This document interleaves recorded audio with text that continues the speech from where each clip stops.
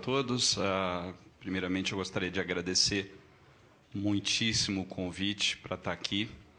Acho que é uma tarefa de grande responsabilidade a gente discutir um pouquinho de metodologia e, principalmente, fazer um sonho que eu acho que é de todas as pesquisas, todos os pesquisadores, cientistas, que é poder aliar a religiosidade, a espiritualidade e a ciência.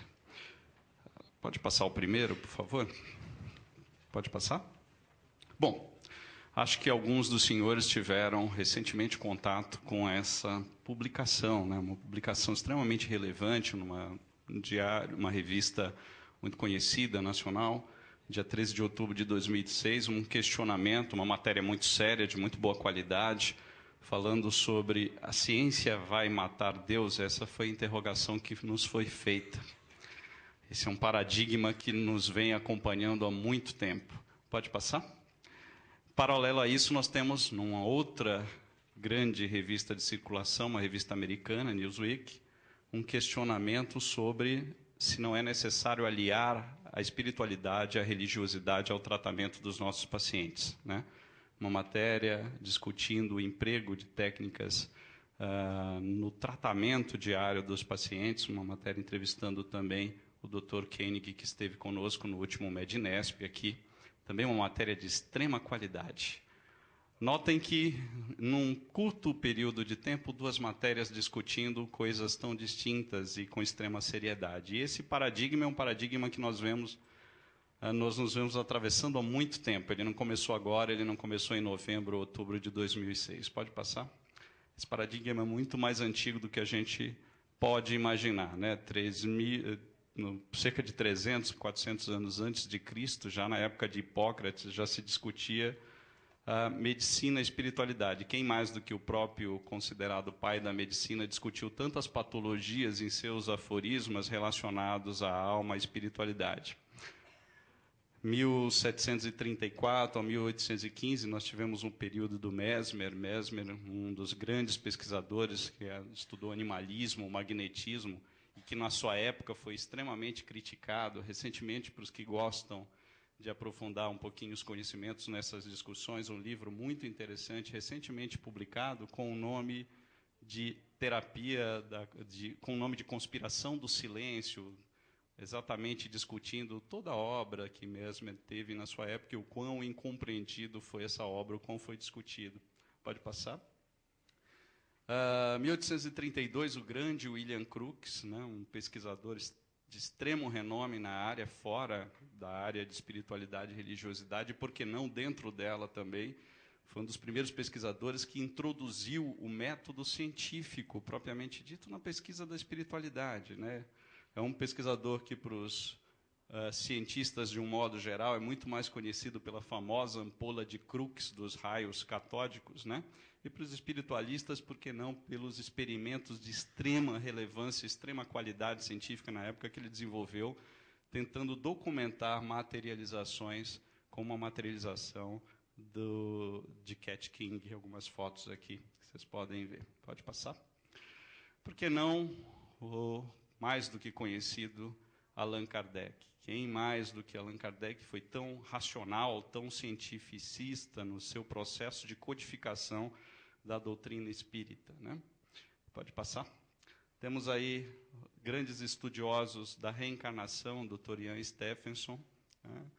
Essa frase eu acho fenomenal, publicada no jornal, num dos jornais de relevância na área de doenças mentais e do sistema nervoso, um dos editores falando que se o Dr. Stephenson realmente estiver certo nas colocações dele, talvez ele esteja cometendo um erro colossal, ou então ele vai se tornar, no futuro, quem sabe, o Galileu do século XX, pelas descobertas dele. E no Brasil nós temos, não podíamos esquecer, o Dr. Hernani Guimarães, um grande pesquisador também na área de reencarnação. Pode passar. Isso é só para lembrar um pouquinho de quanta gente importante já vem estudando com adequado método científico e vem discutindo com adequado método científico a espiritualidade e a religiosidade. E a gente vai discutir um pouquinho disso, um pouquinho dessa metodologia, talvez mostrando sobre um outro prisma, que é o prisma da pesquisa clínica, e talvez aliando uma outra prática, que é uma prática diária nossa, que é a medicina baseada em evidências. O que a gente conhece como medicina baseada em evidência é um conceito já antigo do século XIX, que é o uso consciencioso, explícito e judicioso da melhor evidência possível para tomar decisões sobre os pacientes individualmente. Esse é um termo que ficou muito conhecido da década de 80 para cá, cunhado pela uma universidade canadense, a Universidade McMaster. Pode passar? E a ideia é que, para praticar esse tipo de medicina, o que você busca é formular uma questão clara a partir de um determinado problema clínico, identificar na literatura quais seriam artigos relevantes para isso, avaliar criticamente as evidências e aplicar esses resultados para o paciente. Isso é o que a gente faz no dia a dia, de uma forma geral, na prática clínica. E por que não também trazer essa realidade da medicina baseada em evidências para as questões de espiritualidade e religiosidade aplicadas à saúde? Pode passar? Existe uma série de métodos para se estudar isso. Obviamente, em função do tempo e da discussão, nós nos vamos nos aprofundar tremendamente em nenhum deles, mas apenas para relembrá-los que existe dentro desse paradigma da medicina baseada em evidência, existe uma pirâmide que se construiu para qualificar o que é uma boa evidência científica e o que não seria uma evidência científica muito sólida. Começando de relatos da experiência pessoal, indo até o ápice dessa pirâmide que são as meta-análises, os estudos randomizados e a revisão sistemática.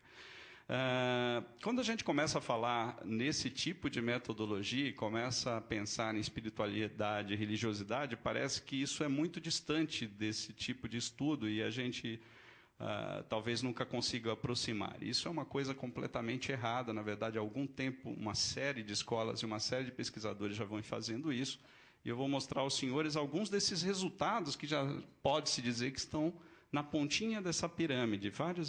Vários estudos de excelente qualidade dentro da área de espiritualidade e religiosidade já estão na ponta dessa pirâmide. E falta, e cabe a nós, começar a transpô-los para a prática clínica, começar a aplicá-los aos nossos pacientes. Pode passar? Bom, então por que a gente deve estudar espiritualidade e saúde? Por que a gente deve pesquisar espiritualidade e saúde? Primeiro, porque pesquisas científicas têm cada dia mais surgido e demonstrado que existe uma clara relação entre a religiosidade, a espiritualidade e a saúde. A medicina ela deve estar apta a analisar esse novo paradigma. Isso também está dentro do campo do cientificismo, não só do campo do aspecto filosófico e religioso. A história clínica e a anamnese dos nossos pacientes, que há muito tempo já contemplam uma pergunta sobre que tipo de prática religiosa o senhor tem ou qual a sua religião. Muitos hospitais usam isso até na sua admissão hospitalar, mas não fazem nada com esse tipo de informação, simplesmente se pergunta qual a sua religião e não se tira nenhuma conclusão, nenhum tipo de intervenção a partir daí. E é claro que esses aspectos de religiosidade têm mostrado impacto nas doenças crônicas ou nas graves. E, finalmente, está na hora de se discutir realmente se o suporte e apoio espiritual aos pacientes devem ser oferecidos também como uma prática terapêutica diária. Pode passar?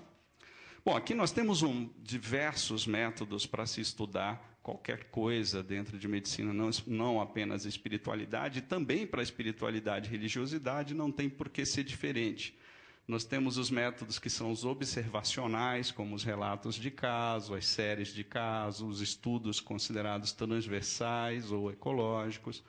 Nós temos os estudos do tipo caso-controle, os estudos de corte, e os estudos experimentais, que são os ensaios clínicos que testam hipóteses de tratamento, né? Que são conhecidos como os estudos randomizados. Pode passar? Eu vou discutir um pouquinho deles e apresentar alguns exemplos do que vem sendo feito em relação a isso. Então, o relato de caso, ele é apenas o relato de um ou de poucos pacientes. Geralmente, ele é feito por um único centro, um único hospital. Ele não oferece dados de comparação e ele geralmente é utilizado para descrição inicial de novas doenças, né? Ele pode ser muito associado aos estudos de fisiopatologia, mas, infelizmente, ele não oferece grandes conclusões para a prática diária. Pode passar? A série de caso nada mais seria do que um outro método, que seria esse relato de caso, mas com maior número de pacientes. Então, a diferença para o relato é basicamente o número de pacientes agregados. O grande problema continua sendo viés na hora de escolher esses pacientes, viés na hora de publicar. O estudo transversal, ele passa a ser um estudo de segmento. Você começa a seguir grupos de doentes, algumas vezes antes que a doença se manifeste, e tenta encontrar alguns fatores relacionados a ela. Eu vou mostrar alguns estudos transversais na área de espiritualidade e doença, já publicados há algum tempo, e com resultados muito animadores e com metodologia muito adequada dentro desse desenho. Então, ele serve para planejamento em saúde, por exemplo, instituições, saúde pública. Ele serve para avaliação de prática clínica. E ele pode ser um estudo, dependendo do desenho, rápido e de baixo custo. Os estudos ecológicos, eles são os estudos derivados de grupos. Então, essas informações são coletadas no formato de grupo, não no formato muito individualizado. Então, os dados não são coletados indivíduo a indivíduo, e não é possível responsabilizar muito claramente um fator ou uma causa para um determinado tipo de doença. Esse é um estudo esse tipo de desenho é um estudo que, particularmente, dentro lá da divisão de pesquisa do Dante, nós gostamos bastante, porque é um estudo que consegue avaliar bastante fator de risco e associação de fator de risco. E esse é um tipo de estudo que vem nos trazendo excelentes informações, mesmo dentro da área de aspectos psicossociais e de espiritualidade. São os estudos observacionais desenhados como caso, controle ou corte. O que a gente chama de estudo caso-controle é quando eu escolho um paciente que tem uma determinada doença, ele já apresenta aquela doença, tento compará-lo com um paciente possível de comparação a ele, a gente chama isso de pareá-lo, então a gente usa um paciente ou da mesma idade ou do mesmo sexo, ou preferencialmente as duas coisas juntos, e volta no passado para tentar descobrir na história clínica dele o que ele tinha no passado que poderia ter influenciado nesse diagnóstico atual ou não. E o estudo de corte é um estudo ao contrário. Eu não tenho ainda o evento. Eu sigo grupos de pacientes por um longo período, até que um desses pacientes manifeste o evento, e aí eu comparo a outro paciente que não o teve. Pode passar? Finalmente, o ensaio clínico, que é quando você testa uma hipótese, né? Então, você tem uma população de pacientes, você vai fazer uma intervenção. Por exemplo, dentro da área de espiritualidade, uma das coisas que eu vou mostrar para vocês no final são os recentes ensaios com prece intercessória. Esses são ensaios randomizados. Um grupo recebe a intervenção, o outro grupo não recebe, e aí a gente compara os resultados. Pode passar? O ensaio clínico, ele é considerado, o ensaio clínico randomizado, ele é considerado o padrão de excelência para a comparação de tratamentos, só que ele tem limitações que são a capacidade de generalizar resultados, e uma outra limitação é que, dependendo da intervenção que você estuda, ele pode ter uma duração muito prolongada para demonstrar um resultado efetivo. Se faz bastante, o que se fez bastante até então em relação a estudos de espiritualidade e religiosidade correlacionados à saúde, são os estudos de revisão narrativa. A revisão narrativa é quando um especialista escreve sobre um determinado assunto, então ele seleciona alguns artigos que ele acredita serem mais relevantes e tenta agrupá-los e discutir esses resultados. Esse tipo de revisão, apesar de muito interessante e até muito esclarecedor para alguns assuntos, ele sofre uma grande interferência na subjetividade do autor. O autor seleciona o que ele acha que é bom, o que ele acha que é ruim. E, fatalmente, isso pode gerar uma evidência que não é tão boa, porque ela está sujeita a um critério de seleção muito pessoal. Já a revisão sistemática, essa sim é uma revisão com uma metodologia científica reprodutível. Então, há uma tentativa de combinar resultados de vários estudos e, através de modelos estatísticos, comparar esses resultados e tentar achar uma conclusão mais clara, principalmente quando se faz esse tipo de análise para estudos de pequeno tamanho de amostra, quando não há um poder suficiente para demonstrar o resultado que se quer nesses pequenos estudos. Pode passar? Bom, O importante é que nessa discussão toda de metodologia, eu sei que eu passei um pouquinho rápido e a gente tem realmente um tempo curto para discutir tudo isso, mas o importante é que todo o trabalho científico ele é incompleto, seja ele observacional, seja ele experimental. Portanto, todo o trabalho científico ele pode ser atualizado e ele pode ser modificado com o avanço do conhecimento. Então, isso não nos confere a liberdade de ignorar o conhecimento que nós já temos, mas também não nos confere a qualidade de postergar uma ação necessária que a gente deve fazer aos nossos pacientes. Essa é uma frase do C. Austin Hill, em 1965, um dos famosos pesquisadores ingleses. Pode passar? E aí vem, por que não, então, dentro desse paradigma de que todo conhecimento é progressivo e mutável dentro da ciência, por que não continuar e intensificar os estudos de espiritualidade e saúde? Qual seria o impacto que a espiritualidade pode trazer na saúde dos nossos pacientes? Ela pode afetar a decisão médica, ela pode gerar crenças que conflituem com cuidados médicos, por isso a gente precisa solidificar esses conhecimentos. Ela pode criar estresse e até dificultar cuidados de saúde se ela não for manuseada adequadamente como mais um item dentro da terapia oferecida ao paciente.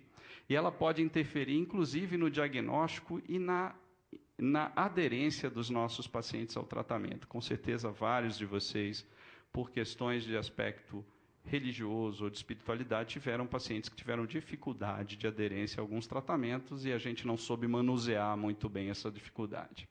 Bom, isso agora vamos para alguns resultados. Depois de muita teoria, de metodologia, alguns resultados que existem na prática diária, alguns diretamente relacionados à espiritualidade, alguns que nós extrapolamos para embasar o conhecimento de nossas pesquisas. Notem esse trabalho aqui, esse é um trabalho de 2003, feito lá pelo grupo do Dante Pazzanese, um dos pesquisadores, o Álvaro Vesum, também um grande colega dentro dessa área de pesquisa da espiritualidade, demonstrando quais seriam alguns dos fatores relacionados à doença cardiovascular tipo infarto no Brasil. Esse trabalho é interessante que ele mostra um dado que, a princípio, parece um dado jocoso, um dado engraçado, mas casado tem mais infarto no Brasil, é isso? Então viúvo tem mais infarto no Brasil? Na verdade, esses foram marcadores indiretos de quanto o estresse psicossocial pode impactar sobre uma doença cardiovascular. Em geral, o viúvo muito relacionado à depressão e o casado com extremo estresse nos cuidados da família e toda a responsabilidade que sim, podem ser marcadores indiretos. Isso em 2003, pode passar, já em 2004, um estudo semelhante a esse desenvolvido na população brasileira foi feito em toda a população mundial. 52 países participaram desse estudo, é o conhecido estudo Interheart, que avalia quais são os fatores de risco relacionados ao infarto na população mundial. O fator psicossocial foi responsável por uma razão de chances de 2,7. Razão de chance parece um termo de estatístico, epidemiologista, um termo chato, mas a gente traduz isso na prática como chance que você tem de ter determinada doença. Então, imaginem que, no mundo inteiro, ter estresse ou depressão aumenta em 2,6 vezes a chance de você ter um infarto. Isso parece um número não muito pequeno, mas a gente começa a olhar para outras coisas como ter pressão alta ou mesmo ter obesidade abdominal, esse valor é extremamente alto, né? Então, por mais que você tenha uma série de outros cuidados com a saúde, depressão, ansiedade, estresse não tão bem administrados, isso é um fator de risco claro. Pode passar. E olha o que chama a atenção, se a gente conseguisse exterminar o estresse e a depressão da população mundial, nós eliminaríamos 32% dos infartos do mundo. 32% dos infartos não mais ocorreriam porque a população não tem estresse e depressão. Pode passar?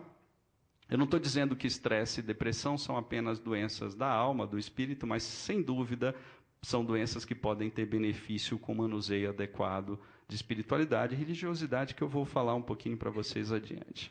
Notem aqui alguns estudos prospectivos de 13 anos, acompanhando nesse primeiro estudo 1.551 pacientes. O risco de infarto nos pacientes que tinham depressão nesse grupo era de quase 100%. Eles tinham 2 vezes mais chance de ter infarto do que quem não tinha depressão. Esse é um outro trabalho de 4 anos de seguimento, mostrando um aumento de 20% de doença coronária nos pacientes deprimidos. Só para efeito de comparação, nesse estudo, ter depressão foi o equivalente a fumar 20 cigarros por dia. Estudo bem interessante, né? Pode passar. Aqui é um estudo comparando depressão e insuficiência cardíaca. Notem que o grupo que tinha depressão tinha scores de mortalidade até 5, 6 anos bem superiores ao grupo que não tinha depressão. Ou seja, ter a insuficiência cardíaca e agregar a ela a depressão aumentava a mortalidade desses pacientes. Pode passar. E aí vem algumas intervenções do ponto de vista religioso, do ponto de vista espiritual. A religiosidade ela pode estar diretamente associada a alguns fatores de risco, a redução de alguns fatores de risco, como a redução da pressão arterial, a redução do tabagismo, exercício, a motivação à prática de exercícios, a redução do consumo de álcool, menor incidência de depressão ou recuperação da depressão e maior suporte social. Pode passar? Então, notem que nesse estudo de 1999, publicado em 1999, foram 21.204 pacientes acompanhados. Do ponto de vista metodológico, esquecendo toda a relação espiritualidade que a gente possa ter com o tema, é um estudo de um número absolutamente impressionante, de uma qualidade metodológica também absolutamente impressionante, que nós não vamos entrar em detalhe, mas sem dúvida um grande estudo. Esse estudo determinou que a expectativa de vida aumentava em 7 anos para aquelas pessoas que tinham alguma prática religiosa pelo menos uma vez por semana. Não estou especificando nenhum tipo de prática habitual. Para a população negra, que é achado interessante nesse grupo também, esse valor aumentou em 14 anos. Um outro estudo em 2000, avaliando 3.768 pacientes durante 6 anos, determinou que a probabilidade de óbito era 47% maior nos grupos que não tinham nenhuma prática religiosa, nenhum tipo de suporte religioso. Não estou discutindo qual tipo, apenas uma prática habitual. Esse estudo de 97, um estudo por um segmento maior ainda, 28 anos de segmento de cerca de 5.300 pacientes. A probabilidade de óbito foi 35% menor nos grupos que faziam algum tipo de prática religiosa habitual. É lógico que esse tipo de estudo, ainda mais com um longo segmento, como 28 anos, ele é sujeito a muitas críticas, porque essas pessoas vão envelhecendo e elas começam a ter outras doenças que aumentam a mortalidade.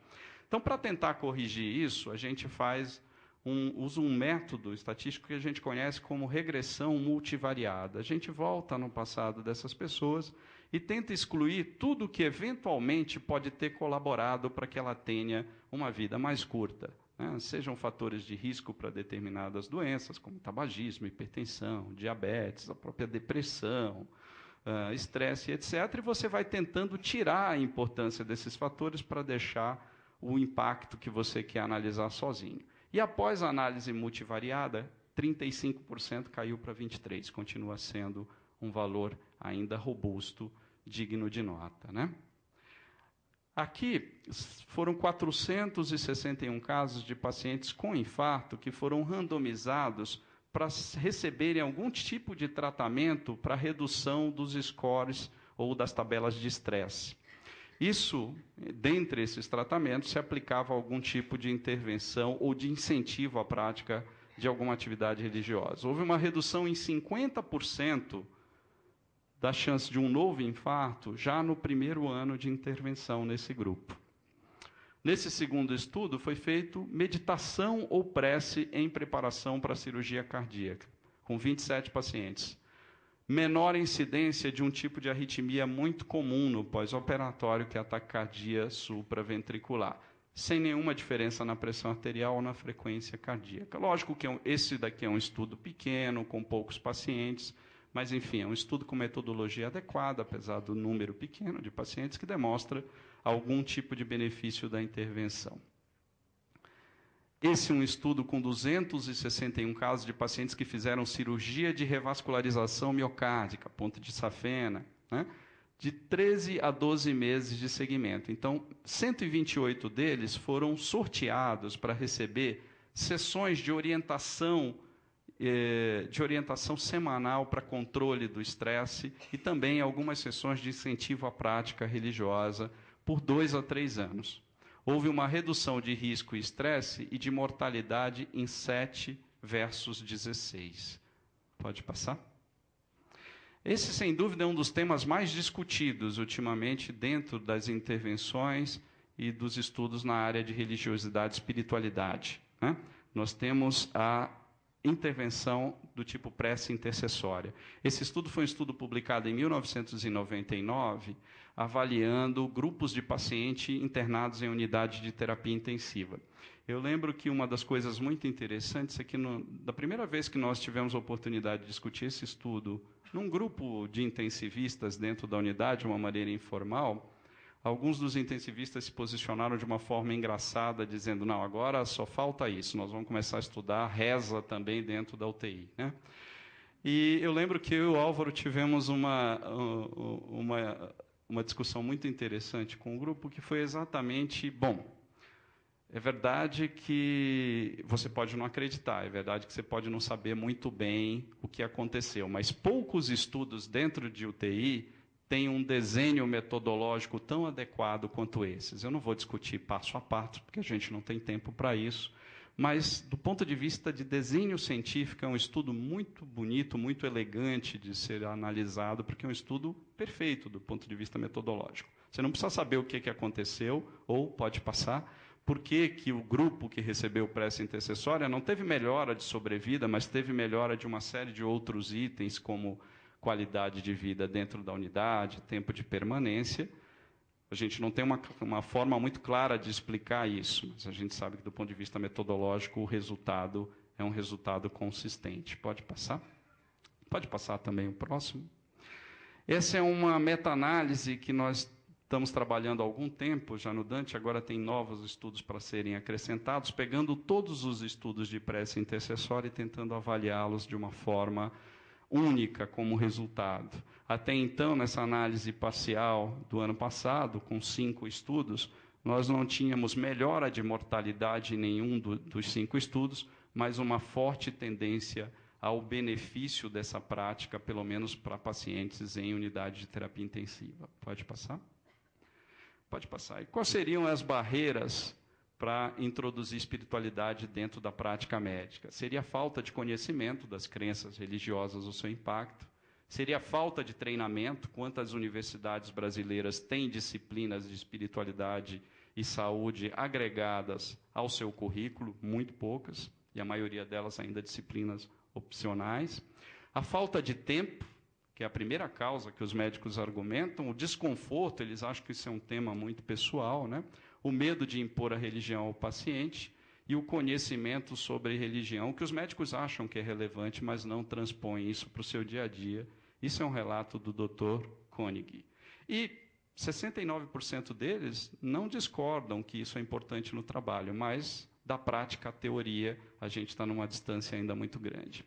Essa é a página do Centro de Espiritualidade, Teologia e Saúde da Universidade Duke, né, um dos centros de referência em pesquisa mundial na área de medicina, inclusive na área que eu pratico, que é a cardiologia, e essa é uma página destinada, de um departamento, de uma divisão destinada a esse tipo de pesquisa dentro de uma das mais conceituadas universidades americanas. Por que a gente ainda tem algum preconceito em relação a isso nas nossas universidades, eu realmente não sei. Bom, para finalizar, eu já extrapolei um pouquinho o tempo, a nossa ideia é que existe uma clara relação, que está cada vez mais delimitada, entre espiritualidade, saúde, bem-estar dos nossos pacientes, apesar de controvérsia em alguns resultados. Então, nós precisamos intensificar a transição da promessa à comprovação para aplicabilidade, ou seja, comprovar cientificamente e aplicar esses resultados na nossa prática. É necessário buscar novos paradigmas envolvendo a associação e o tratamento dessas doenças. Pode passar. Por que não utilizar a medicina baseada em evidência e todo o seu cabedal de conhecimentos para essa implementação, como já está se fazendo nesses modelos que eu apresentei? talvez seja interessante constituir uma rede de trabalho envolvendo espiritualidade e doença cardiovascular, envolvendo as diversas universidades e hospitais brasileiros. E a ideia final é que há uma confirmação desse novo paradigma, e isso, sem dúvida, vai mudar a nossa percepção e conduta na sociedade atual.